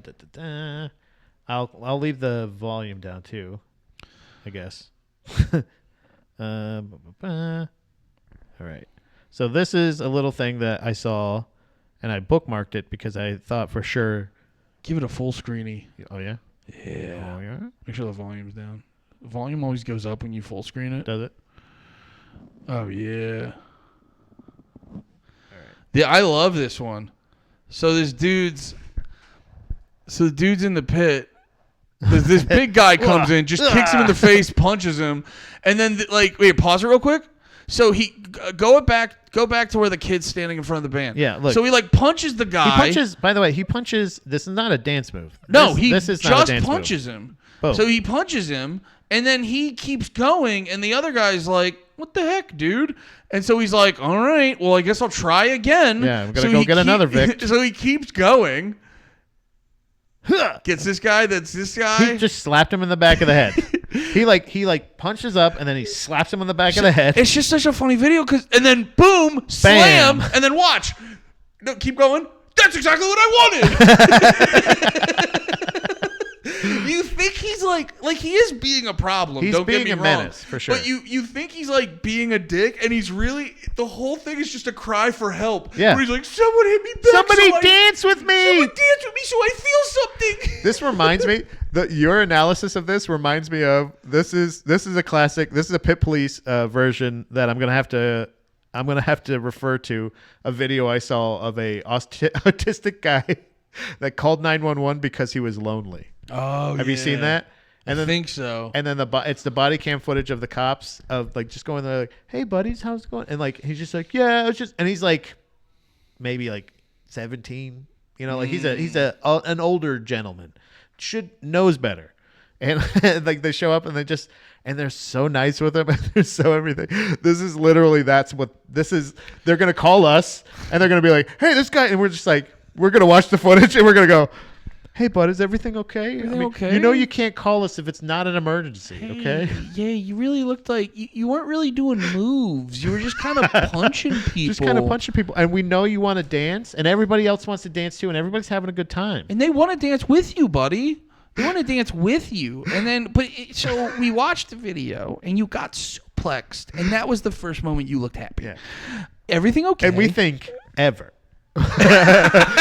we just met you, but that look on your face looked like the first time you've ever experienced any human connection. Well, dude, that was the exact opposite. It's so funny Did I tell you about when me and Tyler went to not super duper fun at all day or whatever the fuck it was called?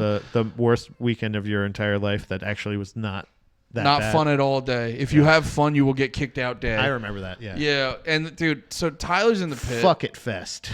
Yeah, you will have a bad day or we'll fucking kill you day fest day. Tyler's doing his moves in the pit. We're all doing our moves. Yeah. And dude, he like swings and it's so funny when like, because everyone's just in a little character. Yeah, You're just in a little character of like, I'm punching and I'm the punchy guy. doing karate and I'm fighting people and I'm such a badass. I'm a karate. bad guy. And then Tyler turns around, swings, and just clocks a chick in the head. And just he goes from like, oh my god, I'm so sorry. I'm not like that. I'm so sorry. I'm not like that. I'm not one of those guys. It's so fun. It's just so when like. My favorite thing, too, is when people get snapped out of the character. Like, when you showed the kid who got punched, he kind of just stops, and he was just like, hey, man, it's not like what we do here. Well, it's just like the same thing I'm sure everybody's probably has it in their feed as well. Like the Karen in the pit or whatever. Or I can't remember what it was. But she's like this lady in the pit that is in the front part of the mouth pit. Like close to the front of the stage, but not... Like, there's still, like, 3 rows of people, you know? Yeah. So she's just there, and the people keep bumping into her, and she's like... Yeah, there's always that retard. And it's just, like, this thing where she's just, like, getting pissed off at everybody. And it's like, you were in the danger zone, sweetheart. Yeah. That's where that happens. Danger zone. Same idea of, like, this kid can get mad at it. And, like we said, this was a cry for help. This is a classic 911 call because you're lonely. This was, you wanted us. This isn't suicide by cop. This was aggressive crowd. This is crowd killing by cop. This was Where's My Hug by Cop. That's 2 videos I got to show you. I love that. I was so happy you pulled up that video. It's one of my favorite videos. Yeah.